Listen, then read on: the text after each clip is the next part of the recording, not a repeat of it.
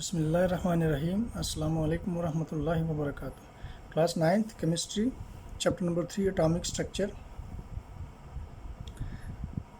इससे पहले हम एटॉमिक नंबर और मास नंबर के बारे में एक वीडियो बना चुके हैं। आज हम आइडेंटिफिकेशन की बात करेंगे कि अगर हमारे पास किसी एलिमेंट का कोई एटम दिया हुआ है और उसके अंदर हम आइडेंटिफाई करना चाहते हैं कि इसका एटॉमिक नंबर क्या होगा और मास नंबर क्या होगा, तो क्वेश्चन कैसे आ सकता है बोर्ड में या बोर्ड के पेपर में, right atomic number and mass number of the following elements.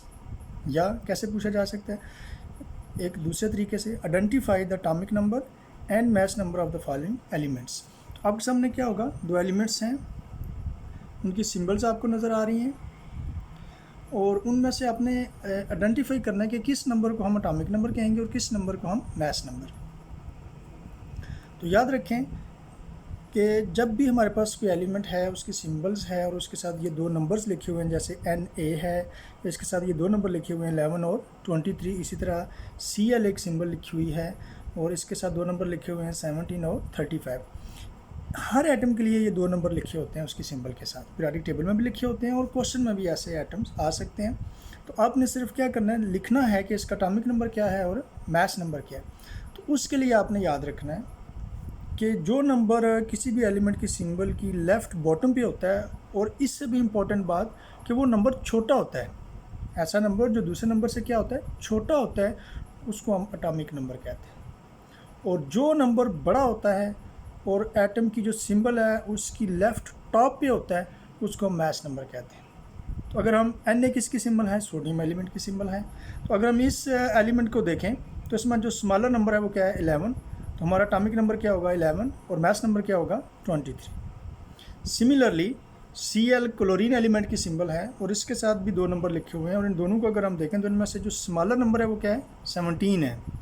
तो जो छोटा नंबर होता है उसको हम क्या कहते हैं, एटॉमिक नंबर कहते हैं। तो इस एलिमेंट के अंदर हमारा एटॉमिक नंबर क्या होगा, 17, और 35 जो है ये टॉप लेफ्ट पे है और बड़ा नंबर है इसकी निस्बत, और बड़ा नंबर जो होता है उसको हम क्या कहते हैं, मास नंबर कहते हैं। तो क्लोरीन के अंदर हमारा एटॉमिक नंबर आ गया 17 और मास नंबर क्या आ जाएगा, 35। ये तो एक शॉर्ट क्वेश्चन हो गया कि किसी भी एलिमेंट के अंदर अगर हमें सिंबल्स दी हुई हैं, उसके साथ दो नंबर लिखे हुए हैं, तो हम उसके एटॉमिक नंबर और मास नंबर को कैसे आइडेंटिफाई कर सकते हैं, लिख सकते हैं। तो ये हमारे पास सोडियम के केस में आ गया एटॉमिक नंबर की सिंबल होती है Z और ये 11 है। मास नंबर की सिंबल होती है A और ये 23 है। सिमिलरली क्लोरीन का एटॉमिक नंबर Z 17 है और इसका मास नंबर है 35 है। ये सबसे पहला क्वेश्चन है जो बेसिक है, हर बच्चों को इसका पता होना चाहिए, हर स्टूडेंट को, कि किसी भी एटम के सिंबल के साथ अगर दो नंबर लिखे हुए हैं तो उसको ये पता हो कि उसका एटॉमिक नंबर क्या है उस एलिमेंट का और मास नंबर क्या है, तो फिर वो आगे प्रोसीड कर सकता है। जो हम अगले क्वेश्चंस की तरफ जाएंगे तो देखेंगे। इससे अगला क्वेश्चन क्या है, अगला क्वेश्चन है क्वेश्चन नंबर 2, इसी चैप्टर के रिलेटेड, इसी टॉपिक के related. Determine number of protons, electrons and neutrons in the following elements. कि हमने किसी भी एटम के अंदर इलेक्ट्रॉन, प्रोटॉन और न्यूट्रॉन कैसे डिटरमिन करने हैं या कैसे डिटरमिन कर सकते हैं। तो उसके लिए याद रखें कि ये सवाल भी किस पे बेस करता है, क्वेश्चन नंबर 1 पे बेस करता है कि अगर हमें किसी एटम के एटॉमिक नंबर या मास नंबर का पता होगा तो फिर ही हम उसके अंदर ये सब एटॉमिक पार्टिकल्स जो 3 हैं, इलेक्ट्रॉन, प्रोटॉन और न्यूट्रॉन, इनकी तादाद बता सकते हैं। तो देखिए हमारे पास एलिमेंट्स क्या हैं जी, एलिमेंट्स हमारे पास वही हैं, सोडियम है और क्लोरीन है। सोडियम 11, 23 और क्लोरीन क्या है, 17, 35। अब सबसे पहले हम क्या करेंगे, इनके एटॉमिक नंबर्स को देखेंगे। सोडियम का एटॉमिक नंबर कितना होता है, 11, और क्लोरीन का एटॉमिक नंबर कितना है, 17। और याद रखें कि एटॉमिक नंबर की डेफिनेशन ये होती है, number of protons in the nucleus of an atom, यानी जो हमारा एटॉमिक नंबर होता है वही उस एटम के प्रोटॉन होते हैं, पहली बात। दूसरी बात कि हर एटम के अंदर जितने प्रोटॉन होते हैं उतने ही इलेक्ट्रॉन होते हैं, यानी हर एटम में इलेक्ट्रॉन और प्रोटॉन्स की तादाद इक्वल होती है। तो सोडियम की अगर हम बात करें तो इसका एटॉमिक नंबर 11 है, इसके अंदर 11 प्रोटॉन हैं। जब हम ये कह रहे हैं कि प्रोटॉन और इलेक्ट्रॉन इक्वल होते हैं, अगर प्रोटॉन 11 हैं तो इलेक्ट्रॉन भी कितने होंगे, 11 होंगे। इसी तरह क्लोरीन के अंदर, क्लोरीन का एटॉमिक नंबर 17 है और एटॉमिक नंबर हम क्या कहते हैं कि इसके इक्वल होता है प्रोटॉन्स के, तो प्रोटॉन 17 हो गए।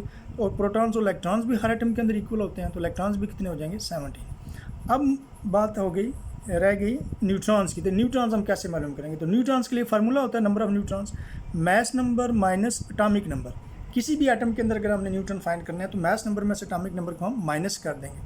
सोडियम का मैस नंबर 23 है और एटॉमिक नंबर 11 है, इनको माइनस कर देंगे जी। ये देखिए हमारे पास फार्मूला, प्रोटॉन्स 11, इलेक्ट्रॉन्स 11 और न्यूट्रॉन्स किसके इक्वल है, mass number minus atomic number. तो सोडियम की अगर हम बात करें तो उसका मैस नंबर 23 है और एटॉमिक नंबर 11 है। मैस नंबर की सिंबल ए होती है और एटॉमिक नंबर की जी। 23 में से 11 निकालेंगे तो कितने आ जाएंगे, 12 आ जाएंगे। तो सोडियम के अंदर जो नंबर ऑफ इलेक्ट्रॉन्स हैं वो कितने हो गए, नंबर ऑफ न्यूट्रॉन्स 12 हो गए। इसी तरह क्लोरीन को देखें, protons 17, electron 17, proton atomic number के इक्वल होते हैं, इलेक्ट्रॉन और प्रोटॉन इक्वल होते हैं। Neutrons mass number minus atomic number, इस क्लोरीन का मैस नंबर 35 है और एटॉमिक नंबर कितने हैं, 17। 35 में 17 माइनस करेंगे तो हमारे पास क्या आ जाएगा, 18 आ जाएगा। तो ये है नंबर ऑफ न्यूट्रॉन्स क्लोरीन के अंदर। तो किसी भी एटम के अंदर हम इलेक्ट्रॉन्स, प्रोटॉन्स और न्यूट्रॉन की तादाद को इस तरीके से फाइंड कर सकते हैं। सिर्फ दो चीज़ों का हमें पता हो, क्या, एक एटॉमिक नंबर और एक उस एटम का मैस नंबर। इसी के रिलेटेड एक और क्वेश्चन देखते हैं। क्वेश्चन है determine number of electrons, protons and neutrons. Atom हमारे पास सोडियम है और नियॉन है, Ne नियॉन नोबल गैस है, उसकी सिंबल है। सोडियम का एटॉमिक नंबर 11 है, मैस नंबर जिसकी सिंबल ए होती है 23 है। एटॉमिक नंबर किसके इक्वल होता है, प्रोटॉन नंबर के इक्वल होता है। इट मीन्स कि जितना एटॉमिक नंबर है उतने इस एटम के अंदर क्या होंगे, प्रोटॉन्स होंगे। एटॉमिक नंबर 11 है तो प्रोटॉन्स भी कितने होंगे, 11 होंगे। प्रोटॉन और इलेक्ट्रॉन्स इक्वल होते हैं, जब प्रोटॉन 11 है तो इलेक्ट्रॉन्स भी कितने होंगे, 11 होंगे। न्यूट्रॉन्स के लिए हमने क्या क्या फार्मूला लगाते हैं, mass number minus atomic number. 23 mass number है सोडियम का और 11 इसका एटॉमिक नंबर है। 23 में से 11 माइनस करेंगे तो 12 आ जाएगा, ए माइनस सी। सिमिलरली हम नियॉन के अंदर भी मालूम कर सकते हैं। नियॉन का एटॉमिक नंबर 10 है और मैस नंबर 20 है। Atomic number 10, mass number 20। और हमें पता है कि एटॉमिक नंबर किसके इक्वल होता है, प्रोटॉन नंबर के इक्वल होता है। अगर नियॉन का एटॉमिक नंबर 10 है तो प्रोटॉन्स भी कितने होंगे, 10 होंगे। और जब प्रोटॉन्स 10 है तो इलेक्ट्रॉन्स भी कितने होंगे, 10। क्यों, क्योंकि हर एटम के अंदर प्रोटॉन और इलेक्ट्रॉन्स की तादाद इक्वल होती है। मैस नंबर के लिए, न्यूट्रॉन्स के लिए हम क्या करते हैं, mass number minus atomic number. Mass number की सिंबल ए होती है और एटॉमिक नंबर की जी। ए माइनस जी करेंगे। मैस नंबर नियॉन का 20 है और एटॉमिक नंबर नियॉन का कितना है, 10 है। 20 में से 10 माइनस करेंगे तो न्यूट्रॉन्स आ जाएंगे 10। तो इस तरीके से हम किसी भी एटम के अंदर नंबर ऑफ इलेक्ट्रॉन्स, प्रोटॉन्स और न्यूट्रॉन्स को फाइंड कर सकते हैं। क्या चीज़ें मालूम होना ज़रूरी है आपको, यस, एटॉमिक नंबर का मालूम होना ज़रूरी है और मैस नंबर का मालूम होना ज़रूरी है। और कौन सा नंबर एटॉमिक नंबर होता है, जो स्मॉलर होता है नंबर दूसरे नंबर की निस्बत, और जो नंबर बड़ा होता है उन दो नंबर में से वो हमारा मैस नंबर होता है। So this is all about how can you determine number of electrons, protons and neutrons in an atom. अब इसी के साथ रिलेटेड एक और क्वेश्चन है कि अगर हमें ये पता चल गया कि किसी भी एटम के अंदर इलेक्ट्रॉन्स, प्रोटॉन्स इतने हैं, तो फिर हम एक और क्वेश्चन सॉल्व कर सकते हैं। और वो क्वेश्चन क्या है, वो है बोहर्स मॉडल, कि किसी भी एटम का बोहर मॉडल हम कैसे ड्रॉ कर सकते हैं। फॉर एग्जांपल क्वेश्चन है question number 3, draw Bohr's model of following elements. Elements क्या हैं जी, वही एलिमेंट्स हैं जो हमने ऊपर डिस्कस किए, एक सोडियम है और एक क्लोरीन है। बोहर, नील बोहर साइंटिस्ट था जिसने 1913 में एक एटॉमिक मॉडल पेश किया था जिसके डिफरेंट पास्टुलेट्स हैं। उनमें से एक पास्टुलेट उसका ये था कि इलेक्ट्रॉन्स जो होते हैं, ये डॉट्स जो आपको नज़र आ रही है ये सारे इलेक्ट्रॉन्स हैं। इलेक्ट्रॉन्स सेंटर में जो आपको सर्कल नज़र आ रहा है ये न्यूक्लियस है। इलेक्ट्रॉन्स किसी भी एटम के न्यूक्लियस के अराउंड सर्कुलर पाथ में मूव करते हैं और ये जो सर्कुलर पाथ हैं इनको नाम दिया था नील बोहर ने शेल्स का या ऑर्बिट्स का। और उसने साथ ये कहा था कि हर शेल या ऑर्बिट की एनर्जी क्या होती है, फिक्स होती है। यानी इलेक्ट्रॉन जब तक अपने ऑर्बिट में रहता है उसकी एनर्जी चेंज नहीं होती। जब वो अपना ऑर्बिट चेंज करेगा, एक ऑर्बिट से दूसरे में जाएगा, लो से हाई एनर्जी में जाएगा या हाई से लो एनर्जी में आएगा, तो फिर उसकी एनर्जी में चेंज आएगी। लेकिन यहाँ हमारा टॉपिक जो है वो बोहर मॉडल को एक्सप्लेन करना नहीं है, सिर्फ किसी भी एटम का बोहर मॉडल ड्रॉ करना है। और उसके लिए भी हमें क्या पता होना ज़रूरी है कि उस एटम का एटॉमिक नंबर कितना है और मैस नंबर कितना है। और शेल्स जो होते हैं उनके नाम है, कहाँ से शेल के नाम शुरू हो रहे हैं, के से। जो पहला शेल होता है किसी भी एटम का उसको के शेल कहते हैं, दूसरे को एल कहते हैं, तीसरे को एम, चौथे को एन, और इस तरह से लेटर्स आगे चलते जाते हैं। फिर कैपेसिटी होती है कि हर शेल के अंदर कितने इलेक्ट्रॉन्स आ सकते हैं। पहले शेल में 2 इलेक्ट्रॉन आ सकते हैं, दूसरे में 8 आ सकते हैं, तीसरे में 18 आ सकते हैं, चौथे में 32 आ सकते हैं, और मैक्सिमम नंबर ऑफ इलेक्ट्रॉन जो किसी शेल में अकोमोडेट हो सकते हैं वो 32 है। और आगे यही सीक्वेंस चलता है 32। अब सोडियम है तो बोहर मॉडल हमने ड्रा करना है तो हमने क्या करना है जी, हमने सबसे पहले एक सर्कल ड्रा करना है सेंटर में, और उस सर्कल के अंदर हम एटम की हम सिंबल भी लिख सकते हैं, और न्यूक्लियस के अंदर चूंकि हमें पता है दो किस्म के पार्टिकल्स होते हैं, प्रोटॉन और न्यूट्रॉन्स, तो उनकी तादाद भी लिख सकते हैं। अगर हम सोडियम की बात करते हैं, सोडियम का एटॉमिक नंबर 11 है, तो इसके प्रोटॉन 11 है, वो हमने लिख दी है। मैस और न्यूट्रॉन्स के लिए हम क्या करते हैं, mass number minus atomic number, 23 में से जब 11 माइनस करेंगे तो क्या आएगा, 12 आएगा। तो इस एटम के अंदर जो न्यूट्रॉन्स हैं वो कितने हैं, 12। उसके बाद हमने इलेक्ट्रॉन्स को अकोमोडेट करना है न्यूक्लियस के अराउंड जो शेल्स हैं उनके अंदर। तो अभी हमने बात की कि पहला शेल जो है उसको के कहते हैं, और उसके अंदर 2 इलेक्ट्रॉन्स आ सकते हैं। तो पहला शेल हम सर्कल लगाएंगे और उसके अंदर 2 डॉट्स लगा देंगे। ये 2 डॉट्स के हैं, 2 इलेक्ट्रॉन्स। फिर हम एल शेल की बात करेंगे, और दूसरे शेल में मैक्सिमम कितने आ सकते हैं, 8 आ सकते हैं। तो 8 आएंगे क्योंकि हमारे पास इलेक्ट्रॉन कितने हैं, 11, क्योंकि जितने प्रोटॉन होते हैं उतने ही इलेक्ट्रॉन होते हैं। पहले में 2 आ गए, दूसरे में कितने आ जाएंगे, 8। 8 और 2 कितने हो गए, 10। कितने इलेक्ट्रॉन बाकी रह गए, 1 इलेक्ट्रॉन बाकी रह गया। तो एक शेल तीसरा हम और बनाएंगे और 1 इलेक्ट्रॉन तीसरे शेल में आ जाएगा। तो ये जो हमने इलेक्ट्रॉनों को डिफरेंट शेल्स के अंदर न्यूक्लियस के अराउंड अरेंज किया है, इसको हम क्या कहते हैं, बोहर मॉडल कहते हैं उस गिवन एटम का। इसी तरह अगर हमने क्लोरीन का बोहर मॉडल ड्रा करना है तो पहले सर्कल एक ड्रा करेंगे सेंटर में, और वहाँ क्या शो करेंगे, उस एटम के प्रोटॉन कितने हैं और न्यूट्रॉन कितने हैं। क्लोरीन का एटॉमिक नंबर 17 है, तो प्रोटॉन 17 होंगे। न्यूट्रॉन हमने फाइंड करने हैं, तो मैस नंबर में से एटॉमिक नंबर माइनस करेंगे। 35 में से जब हम 17 माइनस करेंगे तो क्या आएगा, 18। तो क्लोरीन के साइड आइटम के अंदर न्यूट्रॉन कितने हैं, 18। अब हम इसके बाद एक सर्कल ड्रा करेंगे जो फर्स्ट शेल को इंडिकेट कर रहा है, और फर्स्ट शेल में हमें पता है कितने इलेक्ट्रॉन आ सकते हैं, 2 आ सकते हैं। तो 2 डॉट लगा देंगे। दूसरे में कितने आ सकते हैं, 8 आ सकते हैं। तो हम कितने डॉट लगा देंगे, 8, 2, 4, 6, 8। 8 और 2 कितने हो गए, 10। इसके पास इलेक्ट्रॉन कितने हैं, 17। जितने प्रोटॉन उतने ही इलेक्ट्रॉन होते हैं एटम के अंदर। पहले में 2 इलेक्ट्रॉन हो गए, दूसरे में 8, टोटल हो गए 10। हमने कितने पूरे करने हैं, 17 पूरे करने हैं। कितने रह गए बाकी, 7 इलेक्ट्रॉन रह गए। फिर हम तीसरा शेल बनाएंगे और 7 इलेक्ट्रॉन इसमें शो कर देंगे, 2, 4, 6 और ये एक साथ। तो अगर हम शेल्स को इंडिकेट करना चाहते हैं तो पहला के है, दूसरा एल है, तीसरे को एम कहते हैं। के शेल में कितने हैं, 2, एल में कितने हैं, 8 और एम में कितने हैं, 7। और सबसे जो आउटर मोस्ट शेल होता है उसको हम बैलेंस शेल भी कहते हैं। इस एटम का बैलेंस शेल क्या है, एम, और इस एटम का बैलेंस शेल क्या है, वो भी एम है। और इस एटम के बैलेंस शेल में 1 इलेक्ट्रॉन है, और इस एटम के बैलेंस शेल में 7 इलेक्ट्रॉन है। इसी तरह देखें और भी एटम्स हैं जिनके हम बोहर मॉडल को ड्रॉ कर सकते हैं। तो इसमें देखें कुछ क्वेश्चंस भी हैं जो आपके सामने आएंगे। सबसे पहले जी हमारे पास पोटाशियम के, पोटाशियम का बोहर मॉडल हमने ड्रॉ करना है, तो कैसे ड्रॉ करेंगे। पोटाशियम का एटॉमिक नंबर 19 है और मास नंबर 39 है। ये चीज़ें हम नीचे लिखेंगे। एटॉमिक नंबर 19, एटॉमिक नंबर की सिंबल जी होती है। मास नंबर 39, सिंबल इसकी ए होती है। प्रोटॉन्स एटॉमिक नंबर के इक्वल होते हैं, प्रोटॉन्स 19। प्रोटॉन और इलेक्ट्रॉन इक्वल होते हैं, तो इलेक्ट्रॉन्स भी कितने होंगे, 19। न्यूट्रॉन्स फाइंड करने हैं तो मास नंबर में से एटॉमिक नंबर को माइनस कर देंगे, 39 माइनस 19 तो कितने आगे, 20। अब उसी तरह हमने जिस तरह पहले एलिमेंट्स के एटम्स का बोहर मॉडल ड्रॉ किया है, पोटेशियम का भी ड्रॉ करेंगे, लेकिन इसमें थोड़ा सा डिफरेंस होगा। ये पॉइंट आपने गौर से सुनना है और समझना है। यहाँ एक पॉइंट है जो पीछे हमने एटम पढ़े हैं उससे थोड़ा सा डिफरेंट है, और ये आपके जहन में क्वेश्चन आ सकता है कि यहाँ ऐसा क्यों हुआ है, तो उसकी रीज़न भी आपको बताई जाएगी। इसलिए आपने तवज्जो से इसके स्ट्रक्चर को देखना है और समझना है। अब ये न्यूक्लियस आ गया इस एटम का, जिसके अंदर हमने प्रोटॉन लिख दिए 19 और न्यूट्रॉन शो कर देंगे 20 है पोटेशियम है। फिर हम पहला शेल बनाएंगे, 2 इलेक्ट्रॉन आ सकते हैं मैक्सिमम, 2 लगा दिए हमने।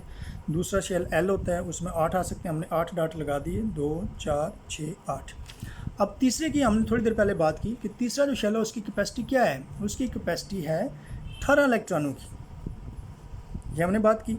अभी हमने 2 शेल फिल किए, पहले में 2 दूसरे में 8, तो इलेक्ट्रॉन हो गए 10। इसके पास इलेक्ट्रॉन 19।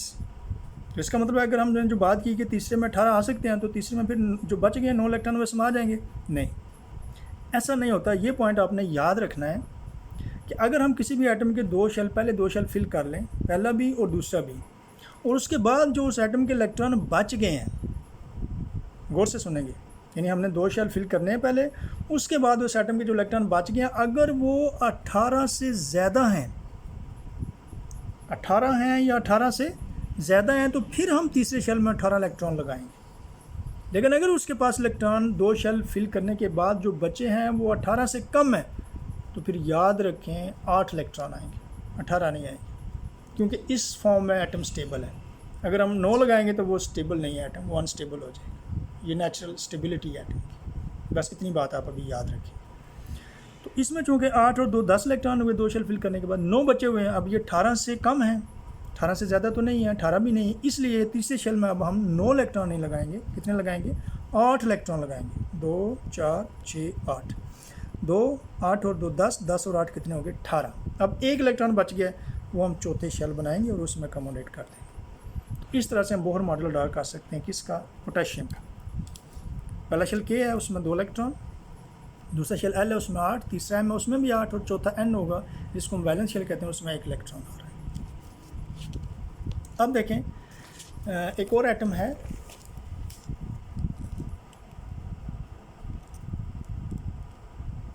ब्रोमीन। तो ब्रोमीन का बोहर मॉडल हम कैसे ड्रा करेंगे? ब्रोमीन का एटॉमिक नंबर 35 होता है और मास नंबर 80 होता है। ये हमने नोट कर लिया। फिर हमने लिखना है जी सब एटॉमिक पार्टिकल्स कितने हैं। प्रोटॉन्स एटॉमिक नंबर के इक्वल होते हैं 35, इलेक्ट्रॉन्स और प्रोटॉन इक्वल होते हैं, वो भी 35। Neutrons mass number minus atomic number A minus Z, 80 में से 35 माइनस करेंगे तो क्या आ जाएगा? 45 आ जाएगा। तो इस तरीके से हम किसी भी एटम के अंदर नंबर ऑफ इलेक्ट्रॉन्स को फाइंड कर सकते हैं।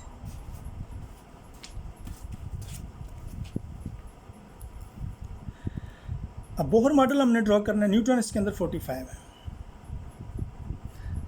अब उसी तरह हम क्या करेंगे, सबसे पहले एक सेंटर में सर्कल बनाएंगे और उसमें शो करेंगे सब एटॉमिक पार्टिकल्स, प्रोटॉन्स और न्यूट्रॉन्स। Proton 35, neutrons 45। इस फर्स्ट शेल ड्रॉ करेंगे, 2 इलेक्ट्रॉन, दूसरे में फिर 8 इलेक्ट्रॉन्स आ जाएंगे। 8 और 2 कितने हो गए? 10।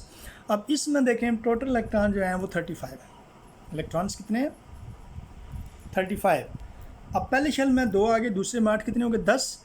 अब जो बाकी इलेक्ट्रॉन बचे हुए हैं इस एटम के अंदर वो 18 से ज़्यादा है।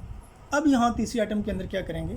18 इलेक्ट्रॉन हम अकोमोडेट करेंगे, 8 नहीं करेंगे, क्योंकि अब 2 शेल फिल करने के बाद जो इलेक्ट्रॉन बच गए हैं वो 18 से ज़्यादा है। और हमने अभी यही बात की थी कि जब हम तीसरे शेल में जाते हैं और किसी एटम के इलेक्ट्रॉन जो बचे हुए हैं पहले 2 शेल फिल करने के बाद वो 18 से ज़्यादा हैं तो फिर 18 इलेक्ट्रॉन आएंगे। अगर 18 से कम है तो कितने आएंगे?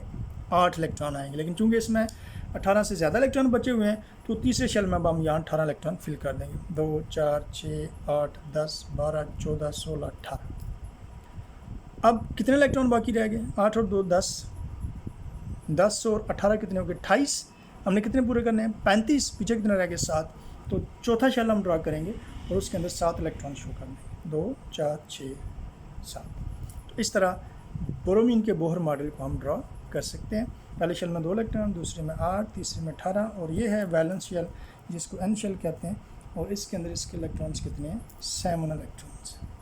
So this is all about Bohr model of different atoms, कि हम किसी भी एटम का बोहर मॉडल कैसे ड्रॉ कर सकते हैं। उम्मीद है कि आपको अच्छी तरीके से समझ आ गई होगी। फिर भी अगर कोई पॉइंट रह गया है, आपको समझ नहीं आई, तो आप कमेंट बॉक्स में अपना क्वेश्चन लिख सकते हैं, इंशाल्लाह आपको जवाब दिया जाएगा। अल्लाह हाफिज़।